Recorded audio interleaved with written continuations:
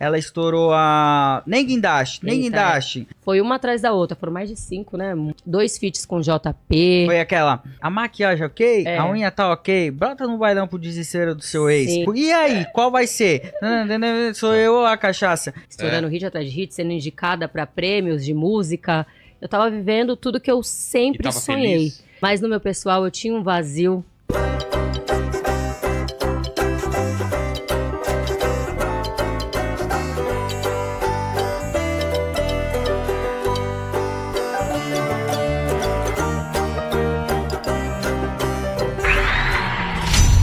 Salve pessoal, aqui quem fala é David, o dono desse canal. E pessoal, chegamos a 10 mil inscritos, pessoal. Então, muito obrigado por tudo.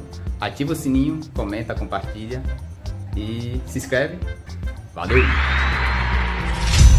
É isso, eu tô tentando resumir, assim, ao máximo, pra Mila também contar um pouco desse Nossa, processo. Como que eu conto a minha história agora? Ele conta tão lindo, eu fico admirando não, aqui. Não, mas Eu não. tenho muita dificuldade de contar a minha história. Pra mim, eu falo, ó, foi assim, assim, assim, assim, assim, acabou. Mas vamos lá que eu te ajudo. Meu TDAH não permite, Ó, eu me pra perco. Pra gente não se perder, eu parei aqui no Bom Dia e Companhia. No Bom Dia e Exato. Companhia. Isso. Tá, de E onde eu você- começo. Você começa dos primeiros testes, as primeiras Sim, coisas que você assim como o imaginava. Yudi, eu fiz vários testes Mas tua também. ideia inicial era ser o quê? O que você queria ser? Sempre gostei mais, assim, no fundo, de cantar. É? Minha paixão pela música nasceu no bar da minha avó. Eu fui uma criança que meus pais eram muito jovens, né? Minha mãe me teve com 15 anos. E até Nossa. pensou em me abortar. Foi a mão de Deus ali mesmo. Quando os pastores falam, olha, você foi... Deus te conhece desde o ventre da sua mãe. Realmente ele me conhecia. Porque minha mãe, muito jovem, namorava meu pai e ficou grávida com 15 anos. Mas, pela graça de Deus, meu pai, apaixonado pela minha mãe, casou com ela. Se separaram, hoje têm as suas vidas separados. Mas, na época, ficaram juntos. O meu pai me assumiu minha mãe. E eu tô aqui pra contar essa história, graças a Deus. Graças a Deus. E aí, minha avó ajudou muito nessa criação, porque eles eram muito jovens, imaturos, né? Então, fui criada praticamente nesse ambiente que era o bar da minha avó, que era dentro da casa da minha avó, praticamente. Saía assim do quintal e já era ali, o bar. E lá eu via as pessoas cantando, comecei a me apaixonar pela música. E eu que sempre tive essa voz grave, a minha avó foi a primeira a me dizer, por que você não canta, minha filha? Você tem uma voz tão bonita, grossa, né, pra uma criança. E eu comecei a cantar as músicas do Zezé de Camargo e Luciano, Chitãozinho e Chororó, cantava mais sertanejo, assim. E aí nasceu esse sonho pela música. E aí que eu conheci, no meio do caminho, uma pessoa que era da agência da Maria José, que conecta com a história dele, que me levou para essa agência. Comecei a fazer os meus testes. E aí, lá na agência, fazia de tudo. Teatro, cantar, dançar. Comecei a me apaixonar pelo mundo da arte em geral. Mas meu foco principal sempre foi a música. Aí comecei cantando, não dei certo de começo igual do Yudi, mas continuei ralando muito. Eu fui de banda de forró, cantei em banda de forró com 16 anos. Depois cantei e dancei na banda Axé Blonde, na época, que primeiro a Lucinha Cinta era vocalista, depois que ela saiu eu assumi, fui vocalista, e foi aí que eu conheci o meu empresário Valmir Meirelles. Então ele começou a apostar em mim. Depois que o Axé Blonde, assim, não estava mais no auge do axé, ele falou, por que você não canta sertanejo? E aí eu me lembrei, eu criança, no barzinho da minha avó, cantando Zezé de Camargo, eu falei, nossa, tem tudo a ver com a minha história. Aí no sertanejo foi que eu comecei a ter uma visibilidade, assim, vamos dizer, nacional. Que eu estourei uma música chamada Gelo na Balada. Que era, sabe aquele gelo que você me deu? Eu tô tomando na balada com whisky Red Bull. Tá amarrado. Nossa. Tá repreendido em nome de Jesus. Mas tocou isso daí, hein? Tocou, Mas né? tocou isso, hein? Não, e detalhe, a gente tinha acabado de separar. Sim, E verdade. ela estourou essa música. Peraí, eu já tô confuso. Olha aí. Vocês Então, nem ficaram juntos, Eu pulei separaram? tudo, né? Eu pulei Não, tudo. é porque é É. difícil contar assim. Vocês nem ficaram Vai, juntos, já continua, separaram? continua. Depois a gente vem pra parte do relacionamento, Tá bom, tá? Vou, tá bom. vou ser breve aqui, Melhor. eu sou breve. Não. E aí eu estourei esse grande sucesso aí no sertanejo com a minha dupla. Um beijo, Tava com Raniel, quantos maravilhoso. anos quando você estourou essa música? Ai, eu não me lembro exatamente, mas acho que eu já tinha meus 22, 23, por aí, né? Por aí, 24? É, por aí, eu sou meio ruim de idade. E aí a gente começou a trilhar esse caminho, foram 7 anos 7 anos, exatamente, de trajetória como dupla sertaneja. Tá. E aí Lançaram chegou um quantos- momento, quantos lançamos vários discos. A gente assinamos com a Sony Music na época. Fizemos o feat com essa música foi com o Fernando Sorocaba, que eram nossos padrinhos, assim, na música sertaneja. Fizemos grandes shows, assim, foi a época que eu comecei a viver, de fato, meu sonho. Então eu demorei muito mais que o Yudi, né? Mas já tava mais velha. Mas tava ganhando um dinheiro legal. Já tava bem, fazendo graças show, a Deus, fazendo shows maravilhosos. E aí chegou uma fase, né, da dupla sertaneja, em que o Raniel, ele é um menino, assim, que ele também veio do Raul Gil, de uma escola, assim, musical nível Priscila, vamos dizer assim, canta muitíssimo.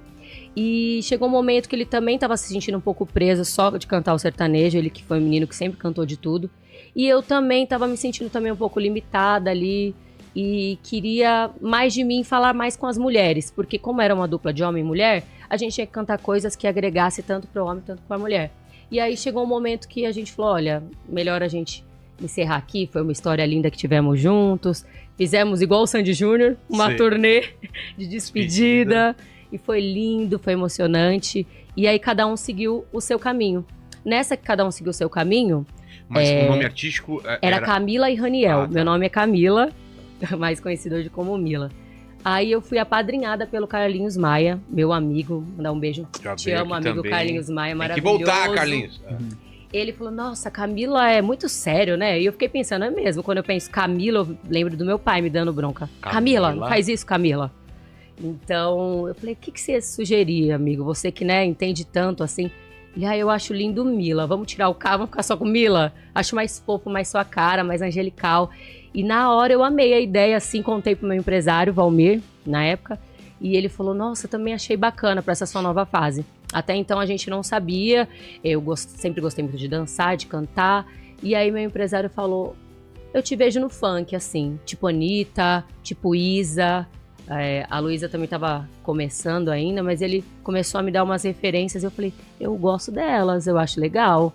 E aí caiu no nosso colo, né, a música Tudo Ok, que foi assim um grande sucesso do meu parceiro Thiaguinho MT.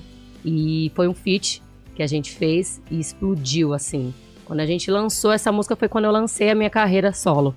E aí foi uma grande, grande, grande explosão. Todo mundo fazia challenge, viralizou muito nas redes e tivemos números assim, 300 milhões de visualizações no YouTube. Foram aí que as coisas começaram a acontecer mais ainda do que no sertanejo. É mesmo? Pra mim, que as portas foram se abrindo.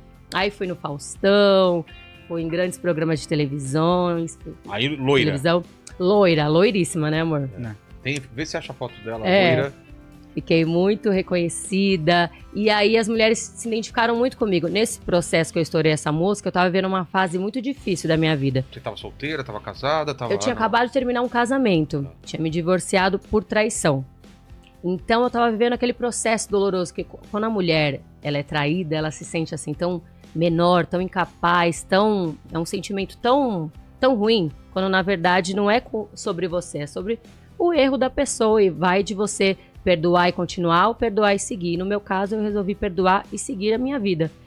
E eu falo que foi Deus me deu esse presente, que foi a Tudo Ok, que onde as mulheres abraçaram, assim, a minha dor e abraçaram a minha música e se conectaram ainda mais comigo, porque eu recebi muitos relatos de mulheres que a minha música, por falar uma maquiagem, fica com a sua maquiagem ok, seu cabelo ok, brota no bailão, fica bonita, se ama. Eu levava uma mensagem assim positiva para essas mulheres.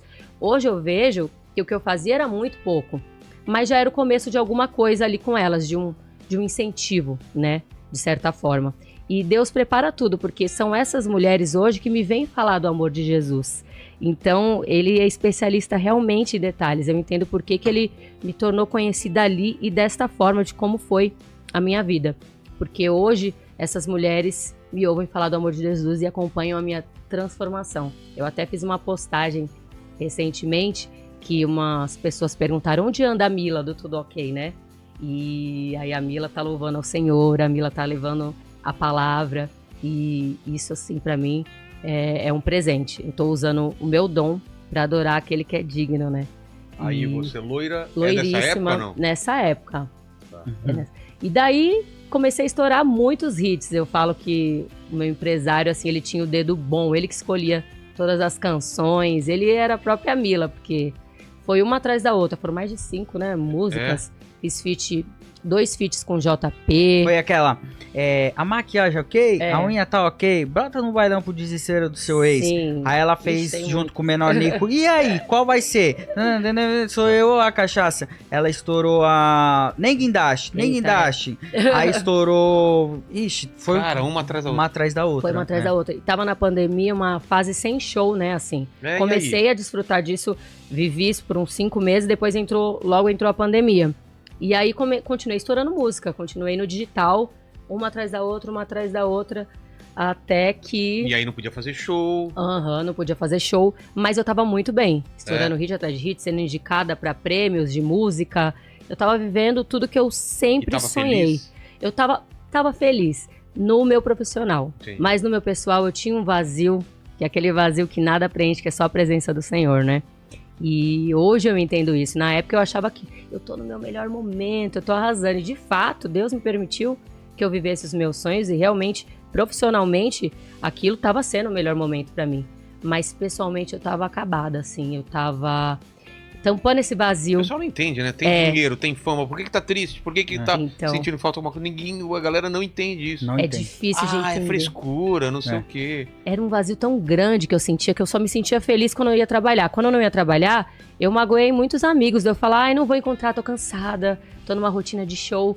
Eu só tinha ânimo pra fazer o meu trabalho, que era o que eu amo cantar, né? E na época eu tava vivendo o meu sonho, então eu não queria socializar, não queria fazer nada, só queria cantar, fazer show.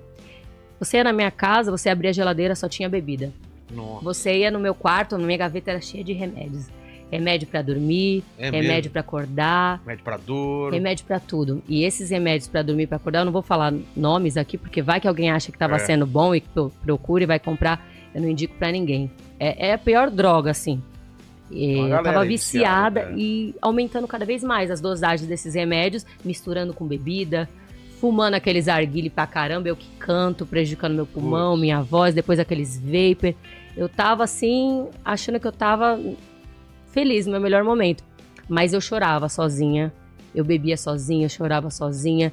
E eu ouvia louvores e, de certa forma, eu Você até ouvia louvores? ouvia louvores até eu lancei um EP agora, que são de regravações de músicas que eu ouvia antes mesmo de me converter. E você gostava? E Deus falava muito comigo mesmo? nesses louvores. Te fazia bem? Me fazia muito bem. Eu já tinha algo me Mas chamando quem que te apresentou ali. isso? Ninguém. Eu ouvia. do nada? Tem louvores que eu sei que o Yudi nem conhece. É Não conheço, mesmo? é.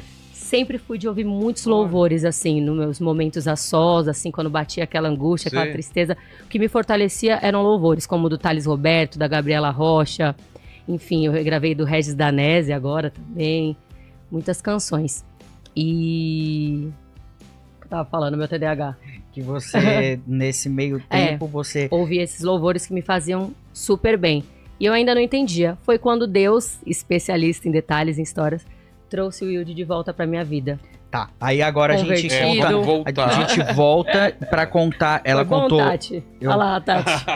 Eu contei um pouco, assim, da minha história. Resumi tudo. Ela contou um pouco da história dela e agora a gente volta Uhum. nesse meio tempo com a visão do casal.